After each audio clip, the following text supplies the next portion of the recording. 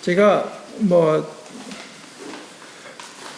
구약성경 열왕기하 24절서부터 오늘 다 볼 수 있을지 모르지만 7장 2절까지만 우선 한번 좀 읽어보도록 하십시다.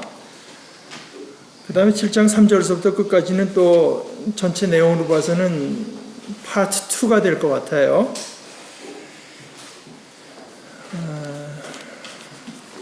한번 좀 읽어보겠습니다. 그래서 누가 혹시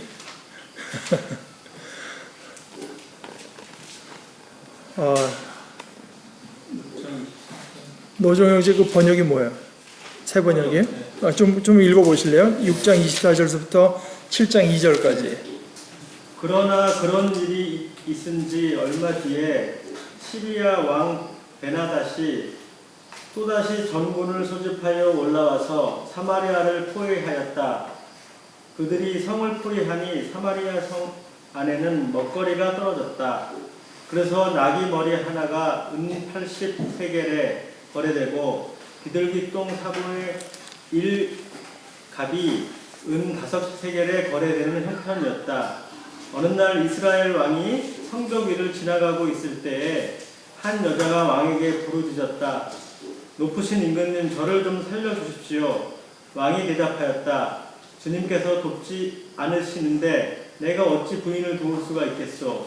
내가 어찌 타작마당에서 곡식을 가져다 줄 수 있겠소? 포도주 틀에서 술을 가져다 줄 수 있겠소? 도대체 무슨 일로 그러오? 그 여자가 말하였다. 며칠 전에 이 여자가 저에게 말하기를 내 아들을 내놓아라.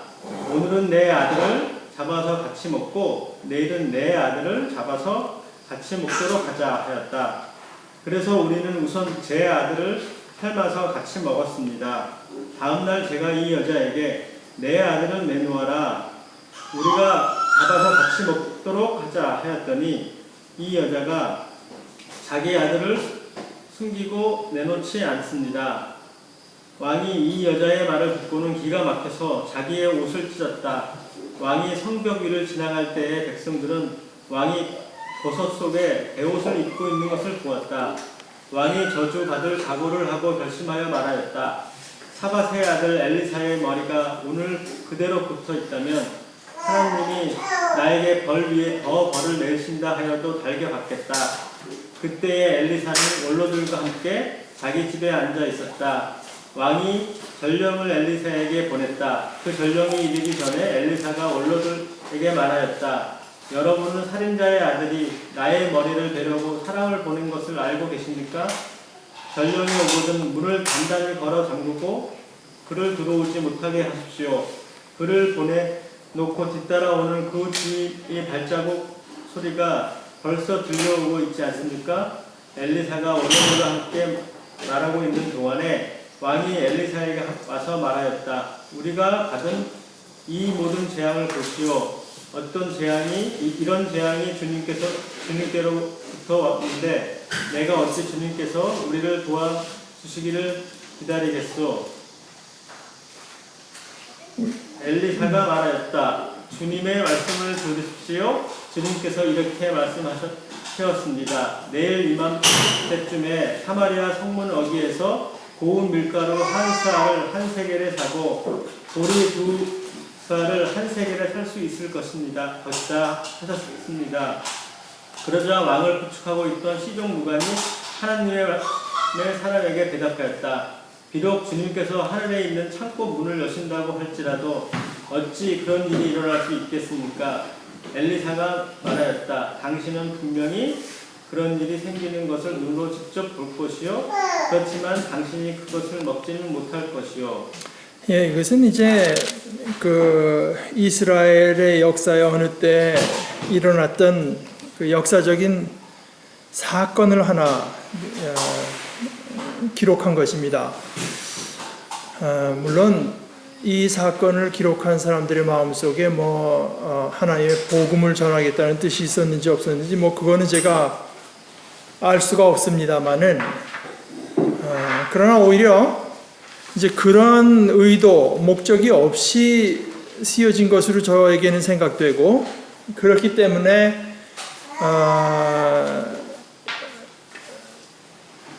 조금 더 어떻게 보면 이제 자연스럽게 어떤 인생이라고 할까, 또는 뭐 세상사의 진실을 살펴보는데 더 좋은 이야기일 수도 있다, 이렇게 생각하는데요. 그러니까 이 이야기를 읽으면서 저는 최소한 왜 우리 사는 모양이 이 모양인가, 왜 우리는 이렇게 살아야 되나, 이렇게 살고 있나 하는 것을 사실 제가 여태까지 읽어보고 들어본 이야기 중에서 가장 잘 이해할 수 있다, 저는 이제 그렇게 생각합니다. 시리아라고 하는 건 성경에서 그 아람하고 거진 비슷한데요. 그러니까 열왕기상에 보게 되면은 이 사람들이 한번 쳐들어왔습니다. 쳐들어와서 그 사마리아를 한번 포위한 적이 있어요.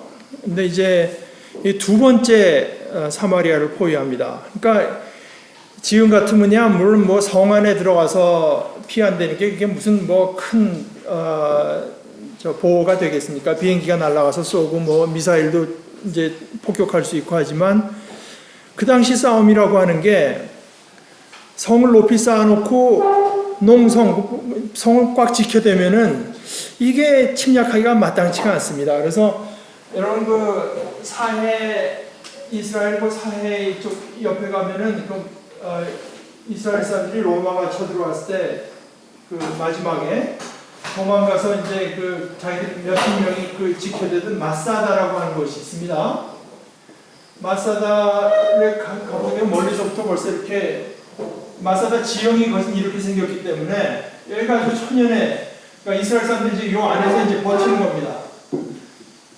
근데 이게 버티다가 결국 나중에 어떻게 되냐, 로마 사람들이 여기다 이렇게 흙을 쌓아가요. 이렇게. 그러니까 이게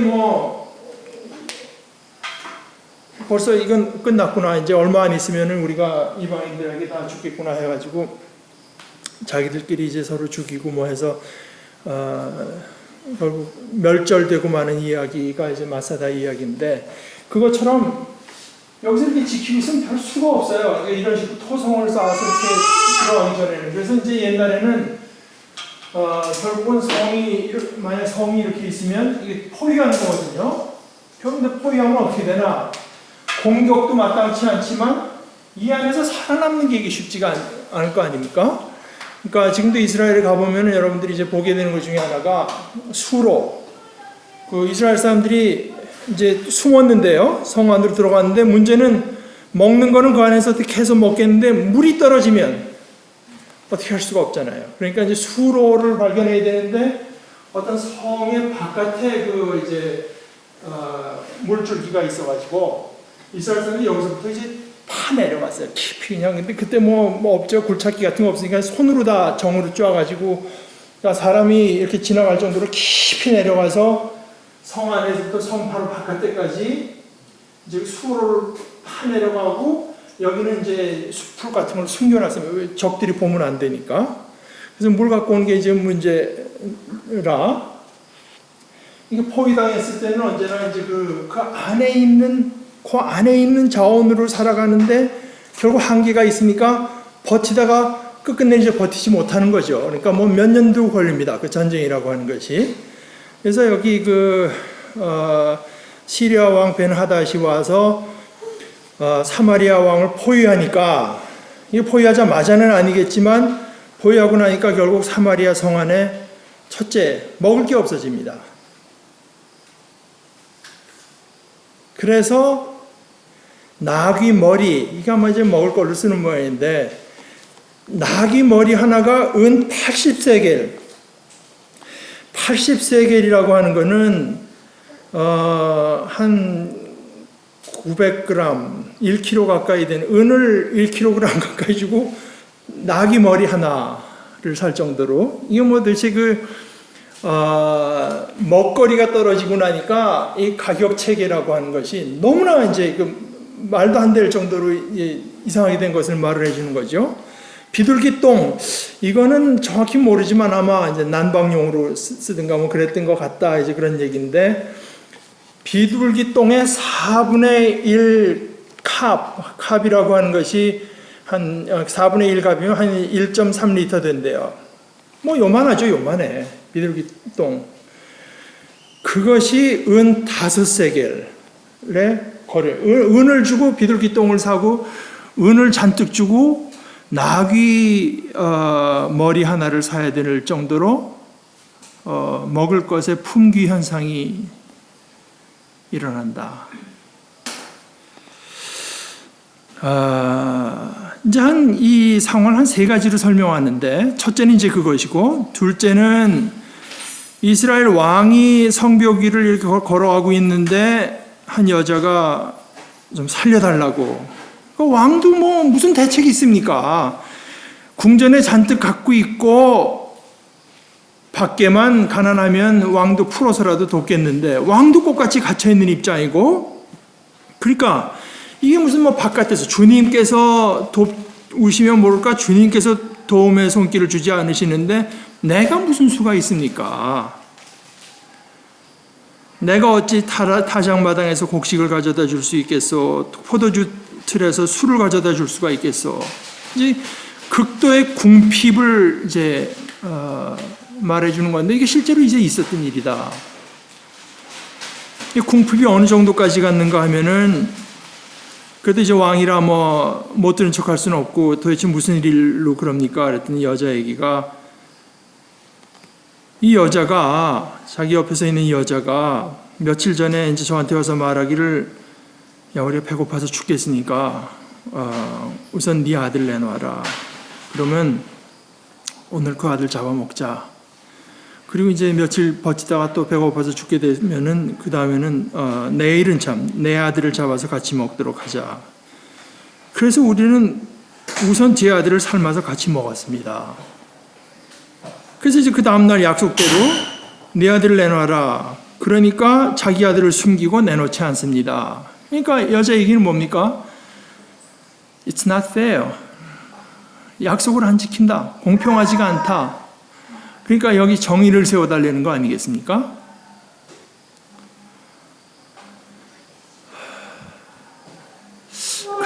근데 여러분, 그걸 정의라고 할 수 있습니까? 그러니까 여자 둘이서 그런 약속을 해서 아들을 먼저 잡아먹었고, 어떻게 보면 어수룩한 여자 아들을 먼저 잡아먹은지 모르겠습니다. 그 다음날 약속대로 잡아먹어야 된다. 이걸 저스티스라고 할 수가 있는가? 본인들은 이게 공평치가 않다, 정의롭지가 못하다 하고, 그러니까 왕에게 나왔을 거 아니겠습니까? 이게 아마 어쩌자고 너희가 너희 자식들을 잡아먹었느냐 하고 임금이 자기들을 벌 줄 상황 같으면은 안 왔겠죠. 근데 그럴 위험이 있어도 이 사람이라는 게 자기가 억울하다 싶으면 너 죽고 나 죽지 않은 식으로 올 수도 있죠. 사실은 뭐 너무 억울하니까 찾아온 건데. 그러니까 왕은 그나마 제3자 아닙니까? 이게 당신이 옳다, 아니 당신이 글렀다고 하는 판단을 내릴 계제가 아니거든요. 우선 이 얘기 자체가 너무나 기가 막히는 겁니다. 왕은 이 여자의 말을 듣고는 기가 막혀서 자기 옷을 찢었다.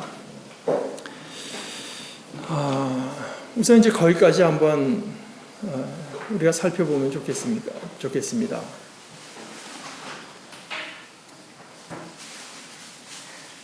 여기서 나타나는 그 성 안의 모습이라고 하는 것은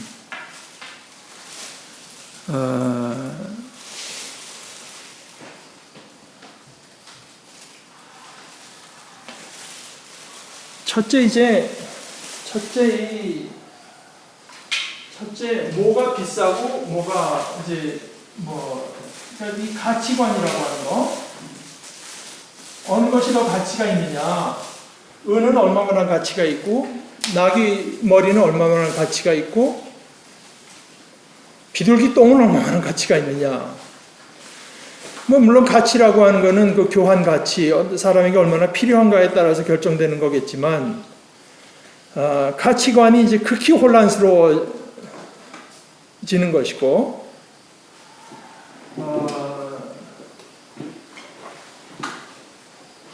이제 이게 다 궁핍에서 오는 거죠. 궁핍, 가난. 그리고 궁핍 가난은 호의에서 오는 상황입니다. 호의됐기 때문에 가난해지고 가난하기 때문에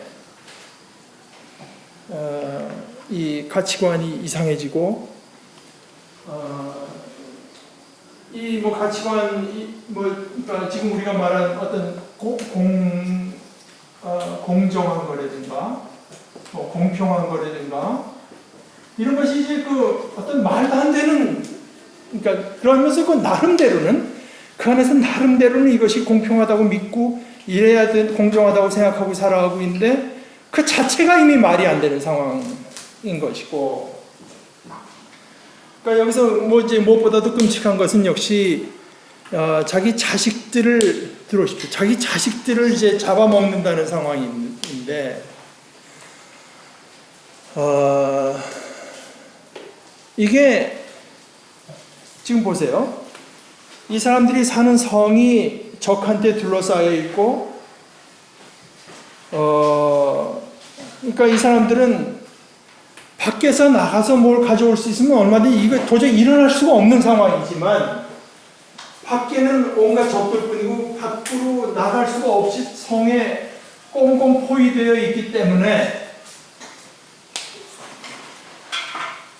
성 안에 꽁꽁 포위되어 있기 때문에 이 성 안에 나타나는 현상이 제가 보기엔 이것입니다. 문자 그대로 지금 뭡니까? 자식들이, 저는 그렇게 생각해요. 만약에 자식이 한 20, 30대 된 자식이고 어머니들이 5, 60대 됐으면 자식들이 어머니를 잡아먹었을지도 모르는 상황입니다. 다만 자식들이라고 하는 게 어리고 작고 힘이 없으니까 어머니한테 먹히는 거 아니겠어요? 그리고 이 여자 하나가 이야기의 진실이 어딘지 모르지만 이 여자가 이웃집 여자에게 어떻게 그냥 뭐 가모니설로 꼬셔가지고 상대편 자식을 잡아먹었을 때, 이제 이것은 간단히 말해서 제일 약한 놈이 잡아먹히는 상황. 그래서 약육강식. 문자 그대로 약육강식. 뭐 이게 이제 다윈의 용어 아닌가, 적자생존. 그러니까 이런 것들이 다 생존 법칙의 법칙 아니겠습니까? 생존 경제.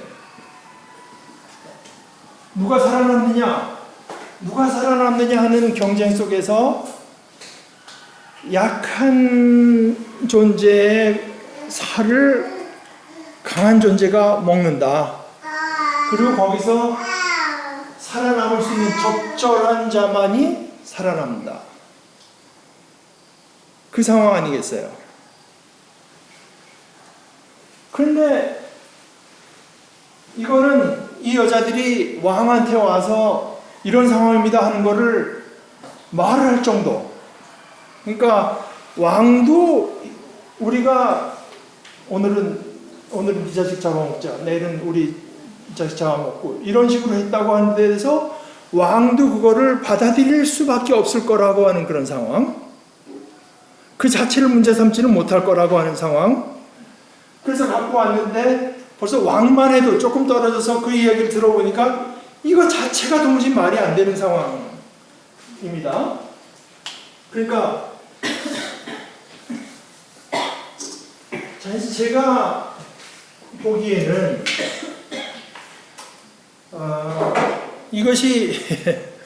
이것이 여러분들은 뭐 어떻게 생각하실지 모르겠습니다만은 이것 이상 제 생각에는 이것 이상 우리 인간의 모습을 잘 말해주는 이야기가 또 있겠는가 싶어요. 여러분들 한번 좀 여러분들 느끼는 걸 지금 좀 얘기해 보시기 바랍니다. 어떻게 생각하세요?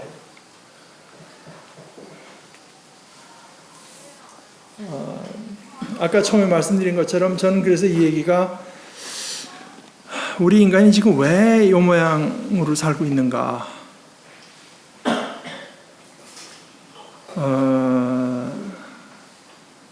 뭐 한국만 해도 지금 갑과 을, 그죠? 또 한국뿐입니까? 국제적으로 나가도 뭐 선진국에서 하는 건 괜찮고 같은 짓을 후진국에서 하면은 제재를 당하고. 그러니까 이게 도대체 가치관이라고 하는 것이 우리는 이게 맞다고 믿고 있는데 상대편 그게 아니라고 우겨대고, 그런데 제3자의 입장에서 보면 둘 다 얘기 자체가 이미 지금 말이 안 되는 상황이고,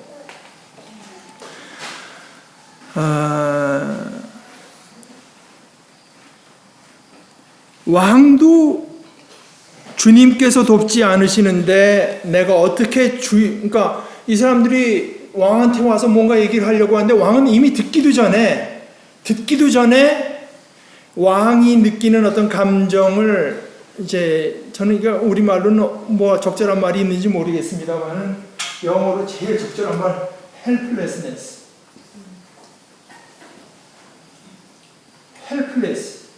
왕은 뭐 어떻게 나더러 어떻게 하라는 얘기입니까? 도대체 이 상황에서 나더러 뭘 도와달라는 얘기인가?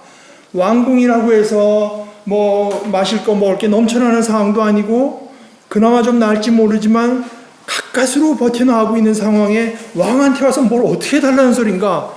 helplessness. 그러니까 이제 우리 인생이라고 하는 게 이제 그렇지 않습니까? 여러분들 어떻게 느끼세요? 혹시 뭐 지금 여기 성경의 말씀을 보고 이야기를 들으면서 조금 다르게 이제 보이는 게 있다거나 또 이런 면도 있는 게 있다거나 하는 게 있으면 여러분들이 한번 좀 자유롭게 말씀해 보시면 좋겠습니다. 사실은 이 이야기들은 지금 오늘에 와서는 뭐 특히 한국 정도 경제 상황이 된 데서는 참 실감이 나지 않는 이야기지만 옛날 뭐 이때만 해도 이 얘기들이 그렇게 아주 낯설은 얘기들이 아닙니다.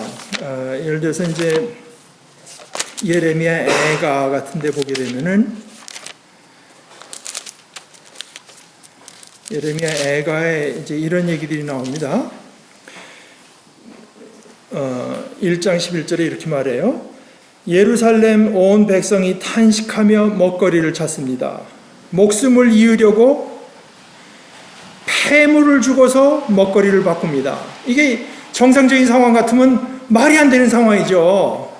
다이아몬드를 갖다 주고 그저 쌀한가마니 달라. 근데 지금 뭐 굶어 죽겠는데 다이아몬드가 무슨 상관이 있습니까? 소용이 있습니까? 주님 이 비천한 신세를 살펴주십시오. 뭐 그런 얘기가 있고 그 뒤에 나가서 2장 20절에는 또 이렇게 말합니다. 주님 살펴주십시오. 주님께서 예전에 사람을 이렇게 다루신 적이 있으십니까? 어떤 여자가 사랑스럽게 기른 자기 자식을 잡아먹는단 말입니까? 이거 당하는 그때마다 이거는 도대체 듣도 보도 못한 그 호러블한 상황이라고 생각하지만 성경이 이제 거듭거듭 사실은 그런 상황은 나옵니다. 사람이 내가 닥칠 때는 뭐 도대체 이런 일이 있을 수가 없는 상황을 겪고 있다고 생각하지만 그때만 이제 그런 일이 있는 것은 아니고요.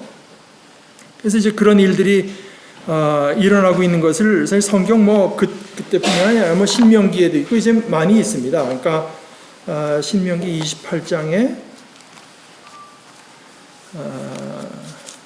53절 이렇게 말합니다. 모세가 이스라엘 백성들에게 당신들의 원수가 당신들을 애워싸서 포위해서 당신들에게 먹거리가 떨어지면 신명기 28장 53절 얘기입니다. 당신들의 원수가 당신들을 에워싸서 당신들에게 먹거리가 떨어지면 당신들은 당신들의 뱃속에서 나온 자식 곧 주 당신들의 하나님이 당신들에게 주신 당신들의 아들 딸을 잡아서 그 살을 먹을 것입니다. 당신들 가운데 아무리 온순하고 고귀한 남자라 하여도, 그러니까 그 사람이 특별히 악독한 사람이라서가 아니라 상황이 거기까지 가게 되면 아무리 온순하고 고귀한 남자라고 하여도 굶게 되면 그 형제와 그 품의 아내와 남아있는 자식까지 외면할 것이며 자기가 먹는 자기 자식의 살점을 어느 누구에게도 나누어 주지 않을 것입니다. 사람이라고 하는 게 그렇게까지 궁핍이라고 하는 것이 사람을 그렇게 이제 비천한 지경에까지 만들어갈 수가 있다. 그런데 이것은 물론 옛날에 먹거리가 부족했던 때의 일이다 이렇게 생각할 수 있을지 모르지만 오늘은 어떻습니까? 오늘에 와서 부모 자식 간에 뭐 생명보험을 노리고 죽인다든가 아니면은 그것은 너무 드라마틱한 예가 될지 모르지만 요즘 이런 말해서 미안합니다. 그러니까 연세 드신 분들 저도 이미 거기서 이제 얘기하는데 보면 자식들에게 재산 미리 주면 안 된다. 뭐 이런 얘기들 하잖아요. 끝까지 갖고 있어야지. 그럼 미리 주게 되면은 너 부모 취급 못 받는다. 뭐 이런 얘기입니다. 이게 인간성의 파괴라는 면에서는 뭐 그렇게 다르겠습니까? 다만 먹거리의 절대량이 부족했을 때이기 때문에 이것이 요즘처럼 그렇게 좀 감춰진 형태로 나타나니까 적나라하게 나타나는 것뿐이고 그만큼 우리 인생의 진실을 그대로 들여다보기에 편하게 되어 있는 것뿐이지 똑같은 일이 요즘도 일어나고 있다고 저는 생각해요. 부모가 자신의 권위, 네가 이놈이 나한테 그럴 수가 있어 하면서 자기 것을 더 챙길 수 있으면 부모가 챙기는 것이고 자식이 더 능력이 있게 되면은 부모에게 이런저런 압력을 넣어가지고 자기 것으로 챙겨가는 세상이 아니냐. 소위 약육 강식, 약한 자의 고기를 강한 자가 먹고 적자 생존, 그 사회, 그 상황에 제일 적절하게 반응하는 자만이 살아남는 세상. 그런데 이런 묘사만을 하는 것이 아니라 이것이 바로 이 궁핍, 가난한 데서, 그러니까 한정된 자원으로 살아가야 되는 데서는 어쩔 수 없이 나타날 수밖에 없는 상황인 것이고, 이 한정된 상황이라고 하는 것이 이제 인간이 포위된 상황. 그러면 우리 인생에 이런 일들이 일어난다. 그래, 그러니까 뭔가 지금 포위가 돼 있으니까 지금 예를 들어서 미국 인구가 한 3억 정도 될 겁니다. 그러니까 전 세계 인구의 한 20분의 1 한 그 정도라고 보고, 그러나 전 세계 에너지의 몇 %를 쓴다 그러죠? 힘이 있는 자들은 가져다가 자기들이 마음껏 쓰고, 대개는 이제 이 사람들을 얘기할 때 보면 미국이 어디는 포기할 수 없다, 어디는 양보 못한다 하는 거 다 얘기 들어보면 결국은 석유라든가 지하 자원이라든가 그걸 이제 확보하기 위한 건데, 겉으로 이제 나타나는 것들은 전혀 다른 말들을 하면서 이제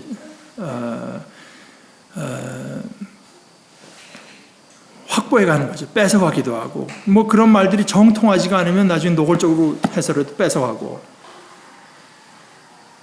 결국은 어떤 성 안에서 얘기뿐만이 아니라 어떤 나라에만 국한된 얘기가 아니라 인류 전체의 상황이라고 하는 것이, 인간의 상황이라고 하는 것이 한정된 자원으로 살아가야 되기 때문에 그 안에서 나름대로 뭐 가치관, 뭐 어디는 뭐 무슨 뭐 정의를 내세우고 인권을 내세우고 어떤 뭐 주체 사상, 뭐 자존심을 내세우고 뭐 이러지만 그것이 조금 떨어져서 보게 되면, 예를 들어서 우리 예수님 말씀하신 것처럼 내 이웃을 내 몸과 같이 사랑하라. 그럼 이제 그게 맞다는 얘기인데, 당장 그런 얘기하면은 인간의 반응이 어떻겠습니까? 그러고야 어떻게 살아갈 수가 있습니까? 그 얘기죠. 그렇지 않습니까?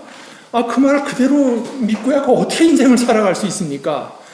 그러니까 이 사람들이 보기에는 적어도 내 거를 챙기기 위한 어느 정도 마음도 좀 완악해야 되고 굳혀 있어야 되고 누를 사람은 눌러야 되고 뭐 이렇게 살아가지 않으면 살아갈 수 없는 세상이고, 그러니까 서로 간에 그러니까 그 안에서 작동하는 어떤 규칙, 룰을 만들어 놓고는 이제 그대로 살아가자고 하는 건데, 그것이 예수님이 보기에는 그 자체가 이미 말이 안 되는 상황이다. 그 안에서 어떤 페어한 것, 공평한 것, 또는 정의로운 거, 공의로운 거를 따진 데는 이 자체가 그 안에서 뭐가 공평한가? 뭐 당신 말이 맞아. 이 사람아 어제 그렇게 말해서 오늘 네 아들 내놔야지. 왕으로서는 그럴 수가 없는 거죠. 그 자체가 이미 말이 안 되는 상황이기 때문에.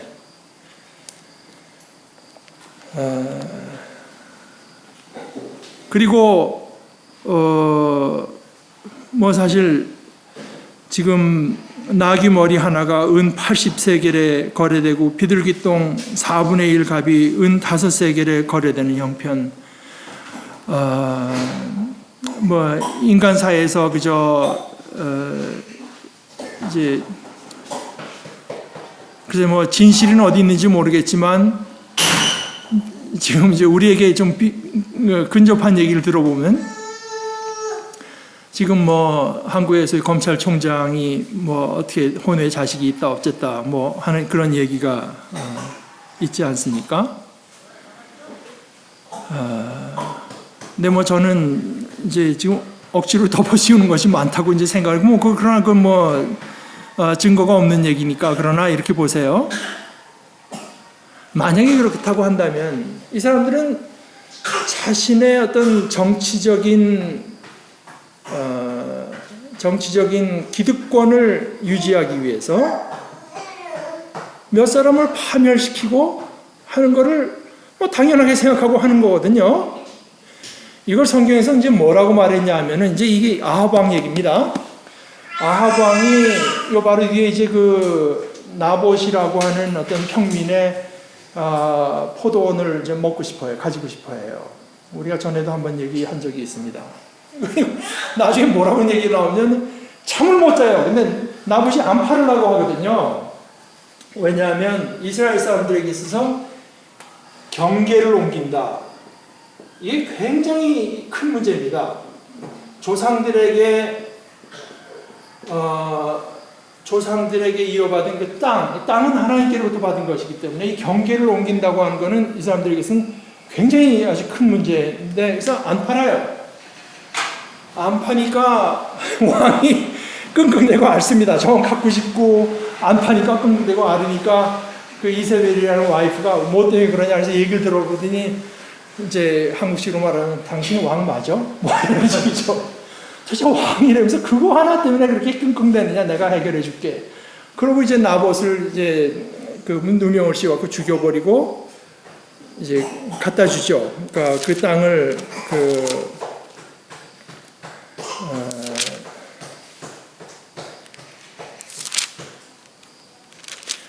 왕에게 이제 바칩니다.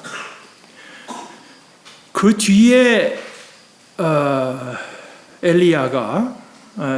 엘리야였죠. 나타나서 나봇에게 말합니다. 그때 엘리야가 한 말이 뭐냐면은 이 아합 왕에게 네가 네 영혼을 팔아서 그것을 샀다. 네 영혼을 팔아서 그것을 얻었다. 이겁니다. 네 영혼을 팔아서. 그러니까 지금 이게 뭐 친구와의 의리, 어떤 사람들에 대한 어떤 존중, 이런 것들을 다 팔아서 땅 몇 조각을 이제 확보하려고 하고, 은행의 어카운트의 양을 좀 늘리려고 하고, 조금 더 출세하고 싶어 하고, 그러니까 이게 완전히 지금 그 가치관이라고 하는 것이 말입니다. 은 80세겔을 주고 낙이 머리 하나를 사는 것과 같은 상황이 아니냐. 저는 그렇게 생각해요. 여러분들이 제가 한 2, 3주 전부터 이 본문을 읽어오라고 말씀을 드렸는데, 어떻게 느끼셨는지 모르고, 혹시 준비가 되어 있는 분들이 있을지 모르지만, 지금 순간에라도 한번 우리가 생각하는 이런 예를 한번, 여러분들 마음속에 떠오르는 게 있으면 한번 좀 나눠보시면 좋겠어요. 없습니까?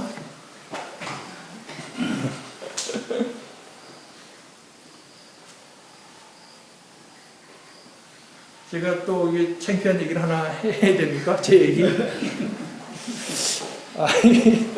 좀 인생에서 지워버리고 싶은 페이지. 이게 제가 지금 이제 초등학교라서 제가 국민학교, 제 생각엔 제가 한 3학년쯤 됐을 때 얘기인데, 저 그때 여기 남산 다리 밑에 살았습니다. 근데 여름인데 어느 날 보니까 할머니가, 그때 저희 외할머니랑 같이 살았는데, 할머니가 뭐는데 이거 나더러 먹어보라고 주면 맛있어요. 근데 지금 보니까 알고 보니까 난 난생 처음 보니까 삼계탕이라는 겁니다. 맛있어요. 근데 이제 먹다가 좀 얼마 안 남았는데 전화가 왔나 그래요. 근데 제가 받아야 되는데 할머니랑 전화 못하다 제가 나머지까지 다 먹고 가서 전화를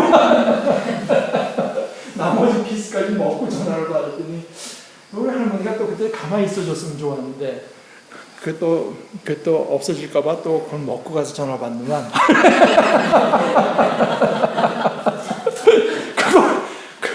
그 생각만 해도 좀 지금 생각해도 그런 말로 찝찝한데, 그 다음에 보니까 더 있는 거야, 더 있는 거. 삼계탕이 냄비에 잔뜩 있었는데 나는 그 그릇에 있는 게 다인 줄 알고 내가 전화 받으러 가는 사이에 할머니가 그걸 들어가고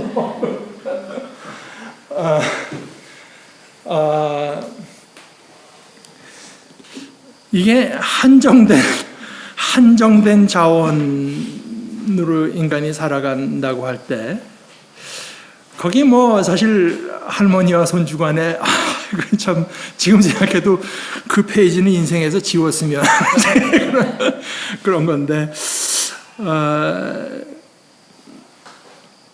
제가 관찰하기에는 우리 인간의 모습이 딱 이렇습니다. 여러분 어떻게 생각하세요?